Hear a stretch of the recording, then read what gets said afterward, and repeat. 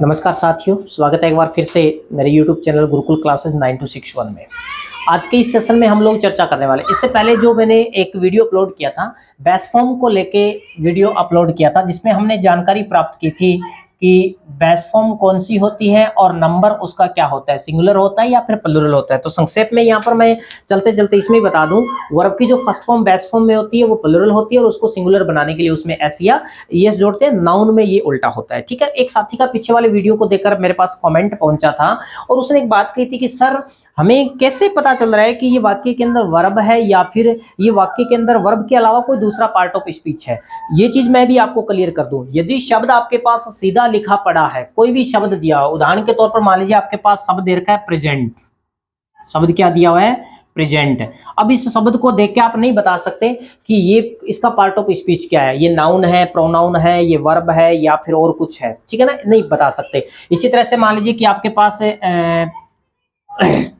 शब्द दिया हुआ कंसेंट, शब्द क्या दिया हुआ है, कंसेंट। अब इसको देख के हम नहीं बता सकते कि ये वाक्य में वर्ब का काम कर रही है या फिर अन्य किसी पार्ट ऑफ स्पीच के रूप में काम में लिया जा रहा है। शब्द लिख देता हूं मैं वाटर। हो सकता है ऊपर वाले जो दोनों शब्द है ज्यादा आपके इतने ध्यान में, संज्ञान में नहीं हो, लेकिन वाटर शब्द तकरीबन तकरीबन हर तरह के विद्यार्थी मेरे व्यूअर्स हैं, हर तरह के विद्यार्थी मेरे वीडियोस देखते हैं, तो उसमें वाटर वाले शब्द से ज्यादा आपके समझ में आएगा। वाटर का अर्थ क्या होता है, सीधा सा दिमाग में आगे गुरुजी पानी होता है, और पानी क्या होता है, संज्ञा होती है। मैं आपको पहले पार्ट ऑफ स्पीच के बारे में बता दूं कि यहाँ जो हम चर्चा कर रहे हैं वो वर्ब की चर्चा कर रहे हैं, लेकिन पार्ट ऑफ स्पीच का हिस्सा नाउन होता है। 8 पार्ट ऑफ स्पीच होते हैं। प्रोनाउन भी होता है, वर्ब, एडवर्ब, एडजेक्टिव, इंटरजेक्शन,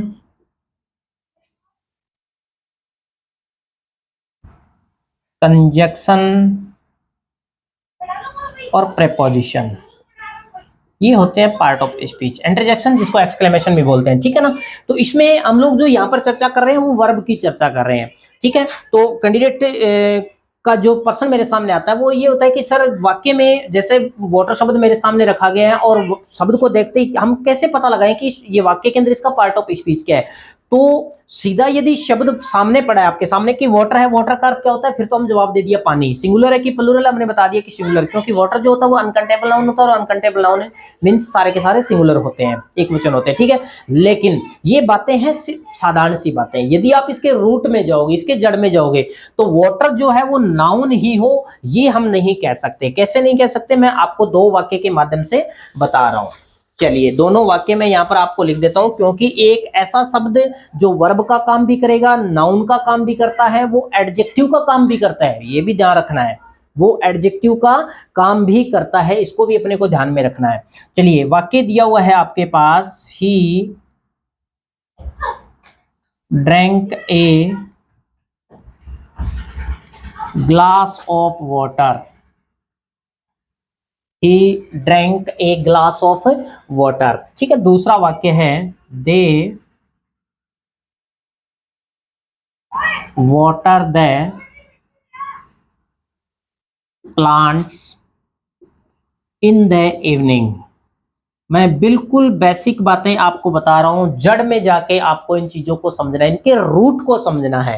पहले वाक्य में आपके पास शब्द दिया हुआ वाटर, दूसरे वाक्य में भी शब्द क्या दे रखा है, वाटर। क्योंकि हमने जैसे ही वाटर शब्द आपको लिखा हुआ मिला, पूछा गया और हमने तत्काल उत्तर दे दिया कि वाटर मीन्स पानी होता है, और अगर पार्ट ऑफ स्पीच पूछ लिया तो नाउन होता है। यहां तक तो बात सही है कि वाटर यदि पानी है तो नाउन है, लेकिन ये कहना जल्दबाजी है कि वाटर इज नाउन, वाटर तो नाउन है, वो नाउन ही रहेगा, नहीं। वाक्य में उसका आपको प्रयोग देखना पड़ेगा। पहले वाक्य में देखिए कि वाटर का प्रयोग कहां पर हुआ है, गुरुजी यहां पर हुआ है, ये नाउन का काम कर रहा है।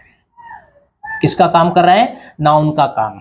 दूसरे वाक्य में वाटर का प्रयोग यहां पर हुआ है सब्जेक्ट के तुरंत बाद। सब्जेक्ट के तुरंत बाद, चूंकि आपको पता है एफर्मेटिव वाक्य में वर्ब आती है, और वर्ब में भी अगर हेल्पिंग वर्ब हो तो पहले हेल्पिंग वर्ब आती है, और मैन वर्ब हो तो हेल्पिंग वर्ब के बाद में मैन वर्ब आती है, और यदि हेल्पिंग वर्ब नहीं है तो सीधी मैन वर्ब आती है। ठीक है ना, तो यहाँ ये जो वाटर है वो किसका काम कर रहा है, ये वर्ब का काम कर रहा है। कौन सी वाली वर्ब का काम कर रहा है, ये मैन वर्ब का काम कर रहा है, ये ध्यान रखोगे, ये यहाँ पर मैन वर्ब का काम कर रहा है। ठीक है, इसी तरह से एग्जाम्पल लिख देते हैं, सुमन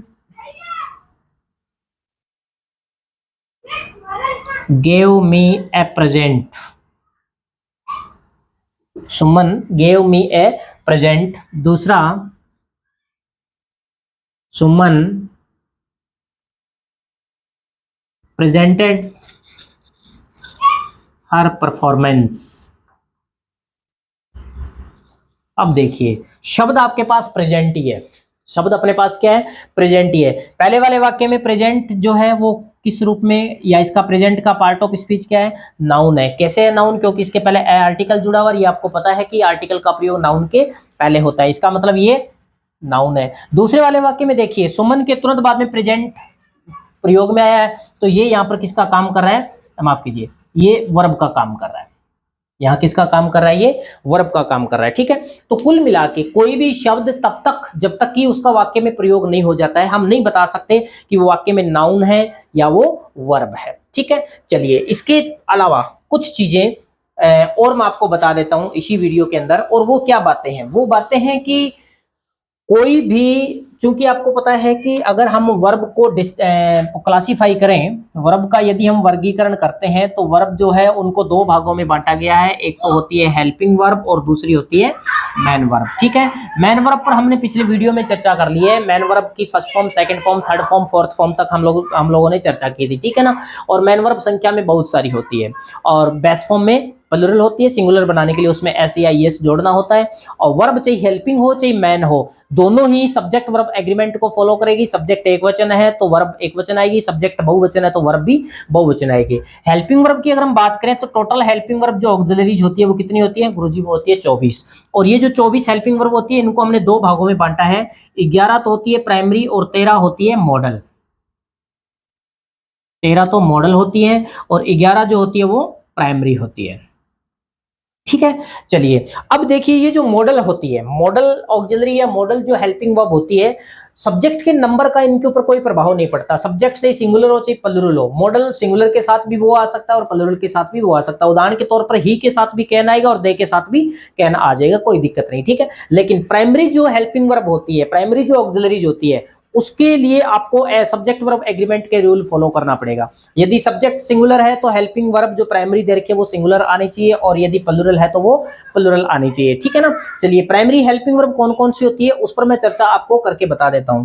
प्राइमरी हेल्पिंग वर्ब जो संख्या में 11 होती है, संख्या में 11 जो होती है उसकी मैं यहाँ पर चर्चा कर रहा हूँ। 11 कौन कौन सी होती है, पहले तो आप बी की जो फॉर्म्स होती है, बी जो बेस फॉर्म होती है, इसकी जो फॉर्म्स होती है वो आप निकाल लीजिए। कौन कौन सी होगी, इज, एम, आर, और होगी गुरुजी वॉज और वर। क्लियर, याद रखना ये बी के रूप होते हैं। ठीक है, इसके बाद एक मैंने लिखा है हैव, हैव की रूप निकाल लीजिए। और हैव में एक जोड़ा तो बन गया हैज और हैव का, और दूसरा जोड़ा बन गया हैड का। क्लियर, इसके बाद तीसरी निकाल लीजिए डू, डू के अंदर एक जोड़ा तो आपका बन गया डू और डज का, और दूसरा जोड़ा बन गया डिड का। पहले तो इनका मैं आपको टेंस बता देता हूं। ठीक है ना, पहले तो इनका काल बता देता हूं कि कौन से काल में कौन सी वाली हेल्पिंग वर्ब का अपने को प्रयोग करना पड़ता है। चलिए देखिए, ये जो मैंने इस लाइन में is, am, are, has, have, do, does लिखी है, ये सारी की सारी कौन से टेंस में काम में आती है, प्रेजेंट टेंस में। याद रख लेना, is, am, are, has, have, do, does, ये सारी की सारी कौन से टेंस में काम में आएगी, ये आती है प्रेजेंट टेंस में। ठीक है, और जो दूसरी लाइन में मैंने लिखा है वो सारी की सारी कौन से टेंस में काम में आएगी, ये आएगी गुरुजी पास्ट टेंस में, मतलब वॉज, वर, हैड और डिड। ये तो हो गया इनका टेंस निर्धारण। अब इसके बाद इनके सिंगुलर प्लुरल का निर्धारण कर लीजिए। चूंकि ये प्रेजेंट टेंस में है, ये पास्ट टेंस में। सिंगुलर प्लुरल मैं आपको बता देता हूं। इज और एम, इनका जो प्रयोग होता है वो सिंगुलर सब्जेक्ट के साथ होता है। सिंगुलर सब्जेक्ट में आई के साथ केवल एम का ही प्रयोग होगा, और बाकी और जो सिंगुलर सब्जेक्ट होते हैं उनके साथ में इज का प्रयोग हो जाएगा। आर का जो प्रयोग होता है वो कौन से सब्जेक्ट के साथ होता है, प्लुरल के साथ में। इसका मतलब इज और एम सिंगुलर होती है और आर जो होती है वो प्लुरल होती है, क्योंकि हम अपने सब्जेक्ट वर्ब एग्रीमेंट को जब फॉलो करेंगे तो सिंगुलर सब्जेक्ट के साथ सिंगुलर लगानी होती है और प्लुरल सब्जेक्ट के साथ प्लुरल वर्ब का प्रयोग करना होता है। तो इज सिंगुलर के साथ में काम में आ जाएगी, आई भी सिंगुलर यहाँ पर काम माना गया है तो आई के साथ में एम का प्रयोग हो जाएगा, और आर जो है वो प्लुरल सब्जेक्ट के साथ में काम में आती है। हैज और हैव, हैज का जो प्रयोग है वो सिंगुलर सब्जेक्ट के साथ में होता है और हैव का प्रयोग जो है वो प्लूरल सब्जेक्ट के साथ में हो जाएगा, ठीक है। इसके बाद डू और डज, डू और डज में थोड़ा उल्टा ध्यान में रखोगे, डू जो है वो प्लूरल सब्जेक्ट के साथ में काम में आती है और डज जो है वो सिंगुलर सब्जेक्ट के साथ में काम में आती है। क्यों आ रही है? क्योंकि डू जो होती है वो बेस फॉर्म होती है और इसमें ईएस जोड़ने के बाद ये सिंगुलर होती है, इसलिए डज सिंगुलर के साथ में आएगी और डू प्लूरल के साथ में काम में आएगी। ये तो थी प्रेजेंट टेंस की। इसके बाद है आपके पास वोजवर, वोजवर हैड और डिड, ये सारी जो आपके सामने चार लिखी हुई वर्ब्स है ऑक्सिलरी, ये पास्ट टेंस की होती है। तो वोज का जो प्रयोग होता है वो सिंगुलर सब्जेक्ट के साथ में होता है और वर्क का जो प्रयोग होता है वो प्लूरल सब्जेक्ट के साथ में होता है, ठीक है। हैड और डिड ऐसी आपके पास ऑक्सिलरी है, सिंगुलर के साथ में भी काम में आ जाएगी और प्लूरल के साथ भी काम में आ जाएगी, ठीक है ना। क्यों आ रही है गुरुजी, ऐसा क्यों है? ये ऐसा इसलिए है, ये सेकंड फॉर्म है, हैड सब्जेक्ट, हैड और डिड, ये सेकंड फॉर्म है। हैज की सेकंड फॉर्म हैड होती है और डू डज की सेकंड फॉर्म डिड होती है, ठीक है ना। ये सेकंड फॉर्म, और सेकंड फॉर्म के ऊपर कभी भी सब्जेक्ट के नंबर का प्रभाव नहीं पड़ता। हालांकि सेकंड फॉर्म तो वॉज वर्ब भी है, हो सकता है आपके दिमाग में बात है सेकंड फॉर्म तो वॉज वर्ब है, फिर ये इसमें ऐसे कैसे हुआ? इसमें ऐसा इसलिए हो रहा है क्योंकि यहाँ पर आपके पास ये पैर के अंदर दे रखी है, जोड़े में दे रखी है, ठीक है। यहाँ पर ये सीधी अकेली दे रखी है, इसका तात्पर्य सिंगुलर के साथ में भी काम में आ जाएगी और प्लूरल के साथ में। अब देखिए संख्या में टोटल कितनी होगी, 3 2 5 2 7 8 9 और 2 11, ये है आपके पास प्राइमरी 11 ऑक्सिलरी। आई बात ये समझ में? अब इसके बाद गुरुजी इनका वाक्य में प्रयोग क्या केवल हेल्पिंग वर्ब के रूप में ही होता है? वापस रिपीट कर रहा हूं कि क्या इन वर्ब्स का प्रयोग केवल हेल्पिंग वर्ब के रूप में ही होता है? ये बात कभी भी आप रट के याद नहीं रखेंगे कि इन 11 का प्रयोग केवल हेल्पिंग वर्ब के रूप में होता है। वाक्य में इनका प्रयोग कहाँ हुआ है? डिपेंड अपॉन इट, ये इस पर डिपेंड करेगा वाक्य में इनका प्रयोग कहाँ हुआ है। उसके बाद ही हम बता सकते हैं कि ये हेल्पिंग वर्ब है, मीन्स ऑक्सिलरी है, या फिर मेन वर्ब का काम कर रही है। मैं उदाहरण देके आपको ये पूरी चीज क्लियर कर रहा हूँ, ठीक है ना। तो ये हालांकि बेसिक बातें हैं, बहुत सारे कैंडिडेट्स को पता होता है इनका, और जिनको नहीं पता होता है बहुत इंटरेस्ट आता है इन चीज़ों को देखने पर। यदि आपको ये वाला वीडियो पसंद आ रहा है तो आप लाइक कीजिएगा, शेयर कीजिएगा वीडियो को। चलिए मैं आपको पहले चर्चा कर देता हूँ, चर्चा इज और आर की कर देता हूँ, इज और आर की। ये जो 11 है सबकी मैं चर्चा का विषय बनाऊंगा, लेकिन एक दो एग्जांपल से ये सारी चीजें समझ में आ जाएगी। मैं इज और आर की चर्चा कर रहा हूं, ठीक है। एक वाक्य मैंने उठा लिया, ही इज ए टीचर, समझा गई बात, ही इज ए टीचर। दूसरा वाक्य मैंने लिख दिया, he is teaching, full stop, ठीक है। आर वाला एग्जांपल हो तो ले लीजिए, कोई दिक्कत नहीं है। We are students, we are students, ठीक है। और उसके बाद में एक वाक्य मैंने ले लिया, we are reading, we are reading, ठीक है। और एग्जाम्पल मैं यहां पर लिख देता हूं, हैज और हैव का एग्जाम्पल मैंने यहां पर ले लिया। हैड भी शामिल है, कोई दिक्कत नहीं, चलो हैड भी मैंने यहां पर लिख दिया है। एक वाक्य मेरे पास ये यहां पर क्लियर, मैंने वाक्य ले लिया, I have, I have written a story, I have written a story, ठीक है। एक वाक्य मैंने ले लिया है, I have had my dinner, I have had my dinner. एक वाक्य मैंने ले लिया है, I have an apple, I have an apple. अब इसमें थोड़ा समझ में आपके आ जाना चाहिए। वैसे तो जितनी भी हम चर्चा करेंगे, अगर आप पूरी डीप इंटरेस्ट के साथ इन चीजों को पढ़ रहे हैं, सीख रहे हैं, तो और ज्यादा बहुत आनंद आ रहा है। पहले मैं यहाँ पर चर्चा कर रहा हूँ, आपके पास इज आर, आगे वाले वाक्य में हैव हैड हैव, ठीक है ना। हैज भी हो सकता है कहीं पर भी, कोई दिक्कत नहीं है, वो सब्जेक्ट के नेचर पर डिपेंड करता है। इस पहले वाक्य में देखिए, आपके पास ये जो पहला वाक्य है, इस पहले वाक्य के अंदर देखिए इज जो है वो हेल्पिंग वर्ब है या फिर नहीं है। देखते ही ऐसे लग रहा है गुरुजी हेल्पिंग वर्ब है इज, है ना, हेल्पिंग वर्ब नहीं है ये। ये देखिए हेल्पिंग वर्ब हमेशा मैन वर्ब को फॉलो करते हैं। हेल्पिंग वर्ब के तुरंत बाद में अपने पास क्या आता है? मैन वर्ब आती है।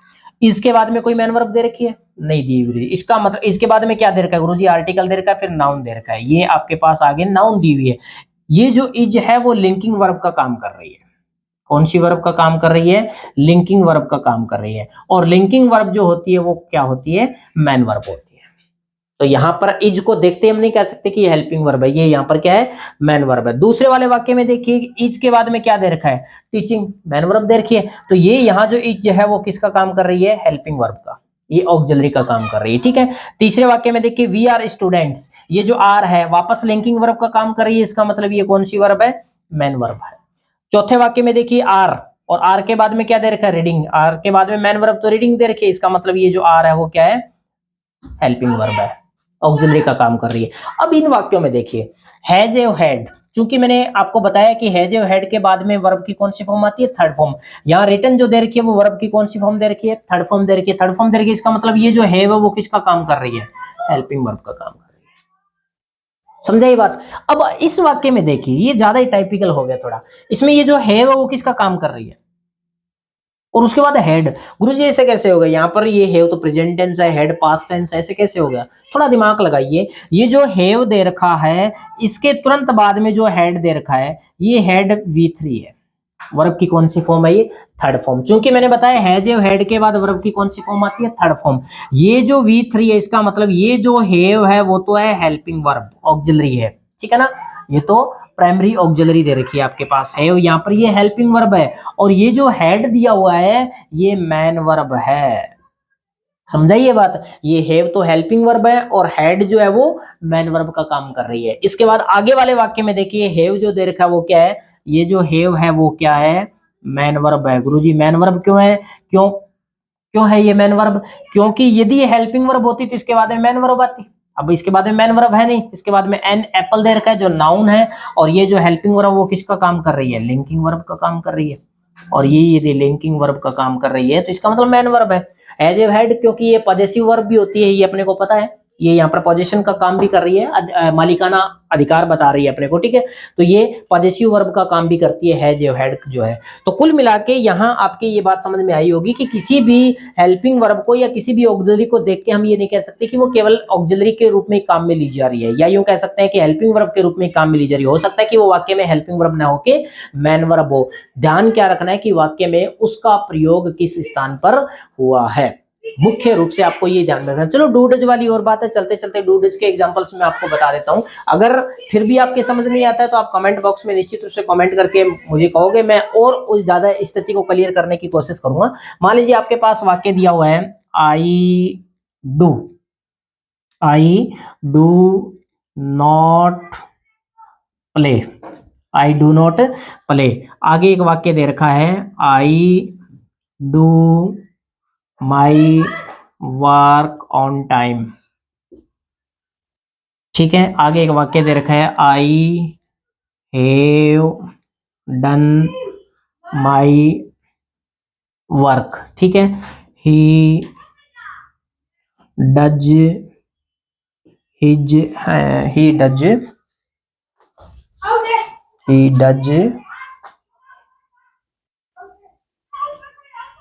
Fulfil his desires. He does fulfil his desires. ठीक है। अब देखिए इसके अंदर पहला वाक्य देखिए, I do not play, do do done have does. ठीक है ना? डिड वाला भी है। चलो एग्जांपल बता देता हूं आपको। सुमन डिड हिज, माफ कीजिए हर आएगा, हर लंच। दूसरा वाक्य मैंने लिख दिया सुमन डिड नॉट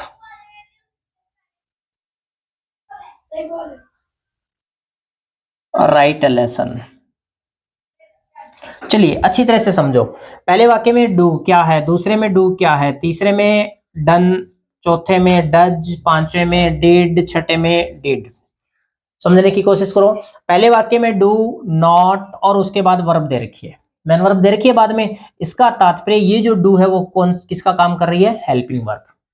समझाइए बात? ये डू हेल्पिंग वर्ब का काम कर रही है। आगे वाले वाक्य में देखो I do my work on time, do they रखा है इसके बाद में कोई मैन वर्ब दी हुई है? नहीं दी हुई। इसका तात्पर्य ये किसका काम कर रही है? मैन वर्ब का। देखिए डू ही है, ऊपर वाले में हेल्पिंग वर्ब का काम कर रही है और नीचे वाले वाक्य में मैन वर्ब का काम कर रही है, क्योंकि इसके बाद में मैन वर्ब नहीं है, इसमें इसके बाद में मैन वर्ब दे रखी थी। आगे वाले वाक्य में देखिए डन दे रखा है, हालांकि डन तो अलग ही हो गया, V3 है डन तो, ठीक है। तो ये जो है वो किसका काम कर रही है? हेल्पिंग वर्ब का काम कर रही है यहाँ पर, क्योंकि इसके बाद में वर्ब दे रखी है, मैन वर्ब दे रखी है आपके पास। डज देखिए